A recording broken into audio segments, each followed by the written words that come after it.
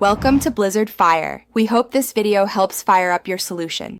You start by preparing. Make sure what's app in your phone OS are current because privacy toggles move with updates. Next, decide what you want hidden last seen, read receipts, profile photo, or status, and backup chat so nothing is lost. Open Settings now, go to Account, then Privacy. Once done, you're ready to toggle options. Work step by step. This prevents accidental exposure. Remember why.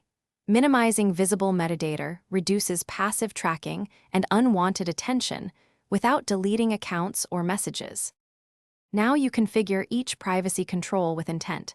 Tap Last Seen and pick Nobody if you want full invisibility, or My Contacts to limit to saved people.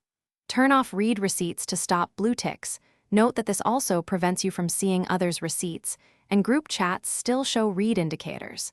Change Profile Photo and About to My Contacts or Nobody to limit who sees identifying details. Make choices consistently. Inconsistent settings can reveal you. Once configured, close settings and test with a secondary account or trusted contact. Finish by verifying that settings behave as expected. Message or ask a trusted contact to check your last seen and profile visibility or use a secondary number. If changes don't apply, clear the app cache first. If that fails, reinstall WhatsApp and restore your backup during setup. Re-verify your phone number when prompted. One troubleshooting tip: if you still see unexpected visibility, review linked devices and log out browser or desktop sessions. Those can expose activity, even when mobile privacy is set. Thanks for watching. If you found this helpful, don't forget to like and subscribe.